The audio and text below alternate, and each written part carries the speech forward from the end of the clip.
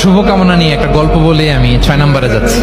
এক লোক মাগরিবের নামাজের আগে তার বন্ধুর জন্য দোয়া করতেছে, আল্লাহ আমার বন্ধুকে তুমি একটা সুন্দরী, রূপবতী, গুণবতী, নেককার, মুতিয়া, কানেতা, জামিলা, রায়া, একজন রূপবতী নেককার স্ত্রী দাও আল্লাহ। কতদিন ধরে তার বিয়েটা ঝুলে আছে, আল্লাহ তুমি ব্যবস্থা করে দাও, সুন্দরী, নেককার, আল্লাহ আল্লাহ। তো সে তো তার বন্ধুর জন্য প্রাণ ভরে দোয়া করতেছে, আর তার স্ত্রী ওয়াইফ পাশেই ইফতারি রেডি করতেছিল। এই দোয়া শুনে মহিলা তো তেলের ওখানে জ্বলে উঠছে, দৌড়ে আসে বলছে, এই তুমি কিসের দোয়া করো, রাখো। সে বেচারা মোনাজাতের মধ্যে তো ভরকে গেছে, ভয় বলে কি হইলো, আমি তো দোয়া করতেছি আমার বন্ধুর জন্য। তো মহিলা বলে, তুমি কি মনে করছো আমি হাদিসটা জানি না?